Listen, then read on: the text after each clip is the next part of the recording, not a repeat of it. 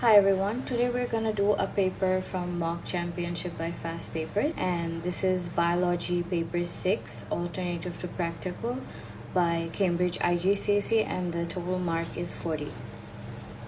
So in question number 1, some animals live in cold places. They sometimes huddle together as shown in figure 1.1. So they're kind of hugging each other when it's too cold just to conserve the heat.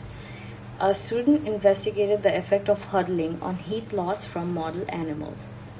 Test tubes containing hot water represented the animals. The student used the method described in step 1 to step 10. In step 1, place a test tube in an empty beaker and put a thermometer into the test tube. Step 2, approximately half fill the test tube with hot water and start the stop clock. In step 3, after 1 minute, record the temperature of the hot water in the test tube. Figure 1.2 is a diagram of part of the thermometer from step 3. Okay, so just to note that they are measuring the temperature after 1 minute instead of measuring at the very start. And in this figure, we have 60 here, 70 here, so this is 65, 66, 67, 68, and this is between 68 and 69, so this is 68.5 degrees Celsius. Okay, so in A1, record the temperature shown in figure 1.2, and this is 68.5.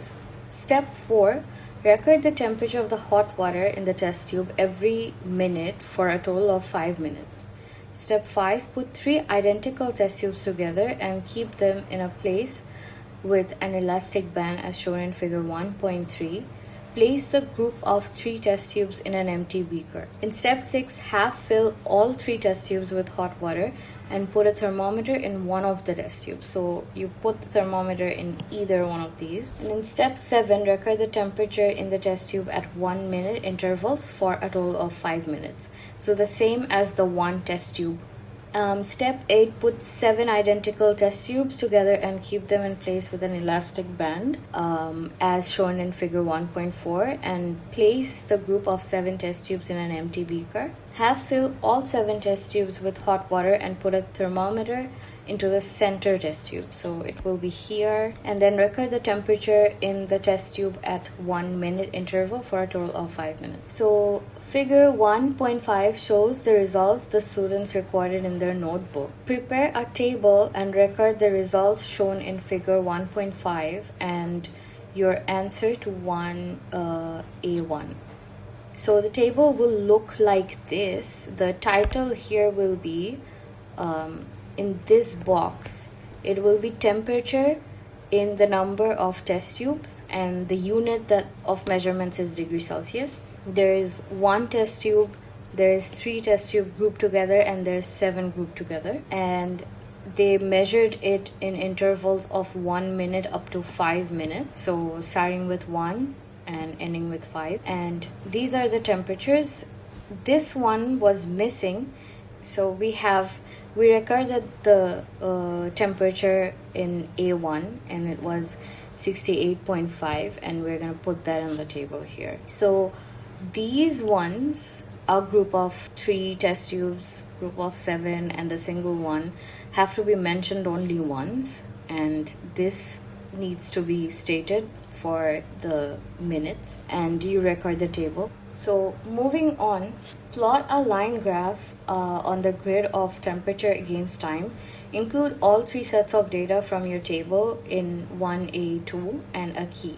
So what I did here is there's a lot of ways to improve this graph, because you need to use at least 50% of the grid here. So I started from 20 here and ended in 80 here, but you could stretch this out more.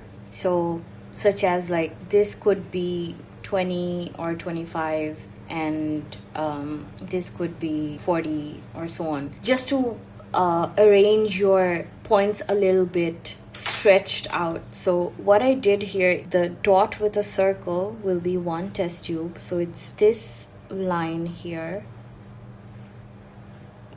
and cross is 3 test tubes, so it's right here and it's kind of sticking to the 1 test tube line, so that's why it's important to stretch out. So I didn't basically use 50% of the grid for the y-axis, but that you can expand on, and I'm sure you know how to do it. And this one is 7 test tubes, so it's a straight line here, and then it goes down to 72, and then it's a straight line again. Okay, so I tried to use 3 colors here. So this is green, this is black, and this is red. So just to understand a little bit better here. Okay, so anyway, in 4, state 2 conclusions for this investigation. So what we can clearly see here is the temperature in 1 test tube is decreasing steadily here, and in 3 test tubes it's decreasing a little bit slower. So the final temperature is basically higher than the 1 test tube one, and in 7 test tubes it's barely decreasing, and it goes down a degree finally from the start, and from 1 minute versus 5 minutes. So the conclusion here would be huddling conserves more heat. So definitely heat is going down at a slower rate, so reduces heat loss over time. So you can mention either of these. The more the number of test tubes, the slower the temperature drops. So as I mentioned in this pattern, in 1 test tube it's a steady decrease. In 3 test tubes the decrease is a bit slower, but not as slow as in 7 test tubes. So in 5, state 2 variables that were kept constant during this investigation. So the underlined points are worth 1 mark each, and you can mention any 2 of them. So it can be the size of test tubes, the type of test tubes. All of them are placed in a beaker, so those were controls. And the total experiment time, which was 5 minutes, and the same time interval between measurements, which was 1 minute apart.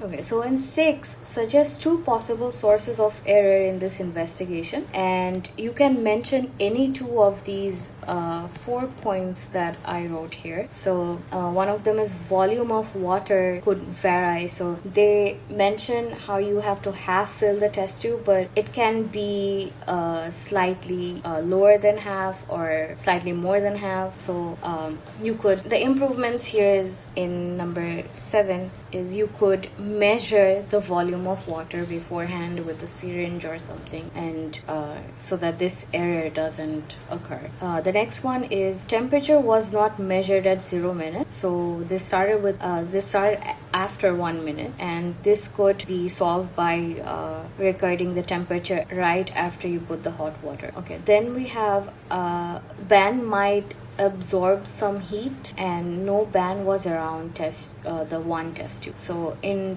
2 of the 3 test tube groups and 7 test tube groups there was an elastic band, and that could be absorbing some heat. So just to clear out any possibilities of error and to get a more accurate result, you put an elastic band in the 1 test tube. And the last one is band tightness may not be the same. So if it's tighter, it's possible that more heat can be conserved. So just somehow make sure the tightness is on the same level, and that can be done by pulling the rubber as it's elastic to see that if the tightness is similar or almost the same. In 8, identify 1 hazard for this investigation. This is pretty simple since there's only hot water involved, and hot water can spill and it can burn your skin.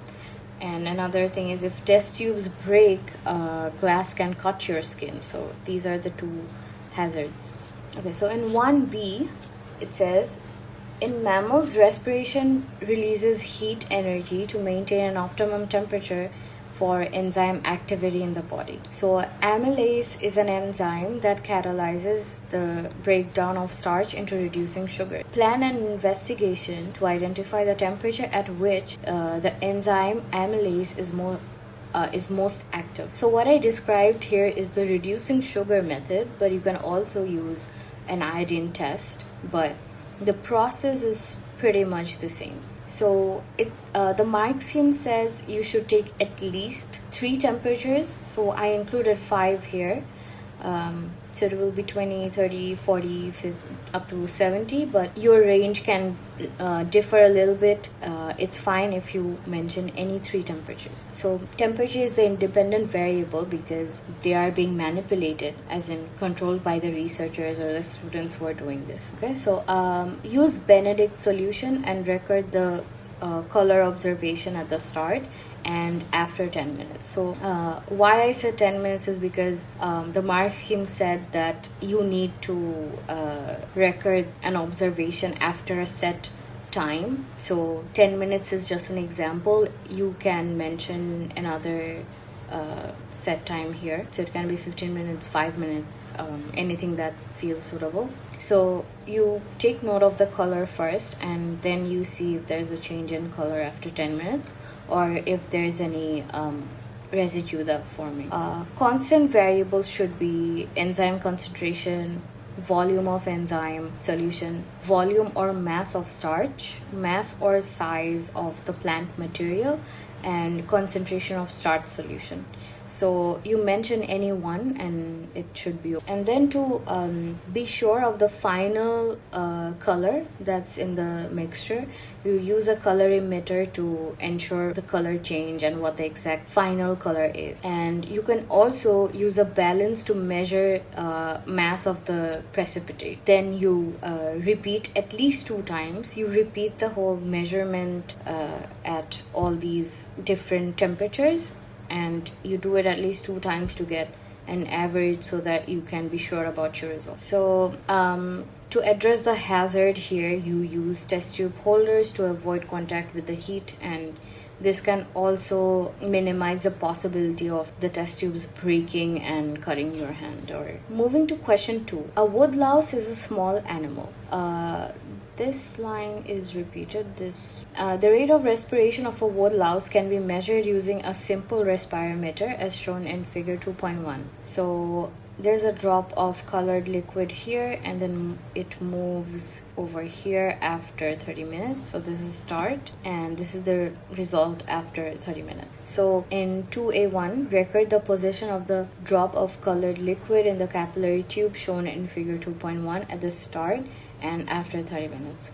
So you could use this midpoint over here, and the answer can be anything between 44 to 46 millimeters. And then after 30 minutes, it can be between 4 to 6. So you have to answer both of them to get 1 mark here. In 2, calculate the distance moved by the drop of colored liquid in 30 minutes. So we take the initial reading, which is 44, and we subtract the after 30-minute reading, and we get 40, which is the distance. Calculate the rate of movement of the drop of colored liquid in millimeters per minute. Give your answer to 1 decimal place. So we divide the distance per minute, and it was 30 minutes. The answer you get is 1.33 per minute, and since you have to answer in 1 decimal place, you can just write 1.3 mm per minute. So the rate of movement of the drop of colored liquid along the respirometer can be used to estimate the rate of respiration.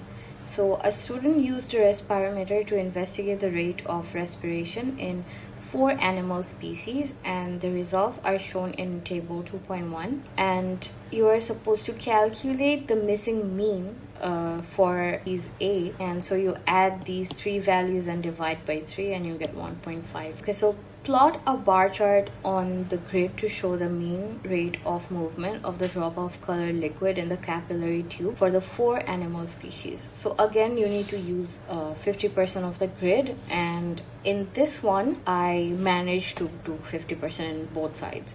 So the y-axis is mean rate of movement and the x-axis is animal species, and you need to have like consistent amount of boxes in between all bars, and the bars have to be of width of same number of boxes as well. So state the letter of the animal species which has the highest rate of respiration, and since C is the highest, the answer is C over here. And then suggest a suitable control for the investigation described in 2B. So since the independent variable is always in the x-axis, right? So this is the variable that's being manipulated. So it's up to you what animal species you're using. So what a control condition means is the independent variable will be absent, right? So you replace the wood lice, you replace any species, and you use an inert material instead. So maybe not a living being here. Okay, so the student decided it would be better to calculate the rate of respiration per gram of animal so that the values could be compared. Describe how the student could find out the rate of respiration per gram of animal. So measure the mass of the animal and then divide the respiration rate by the... So the math has to be in grams because it says rate of respiration per gram. So it can be any other unit. Very simple. Okay, so this is the diagram here.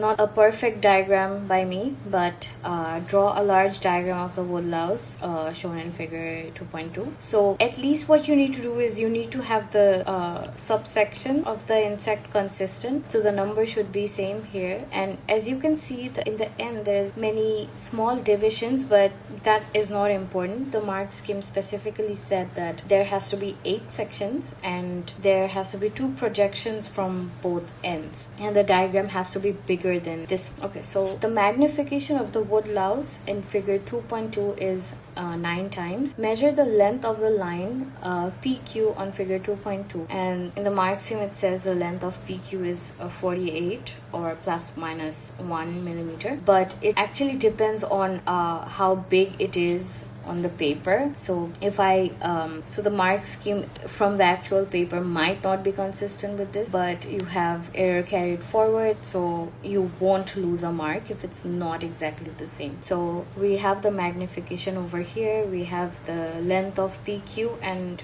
then we're calculating the actual, which I stated by A. So we then divide 48 by 9 and we get 5.33. Give your answer to 3 significant figures, so it's 5, 3 and 3 here. So that's it. Thank you for watching, and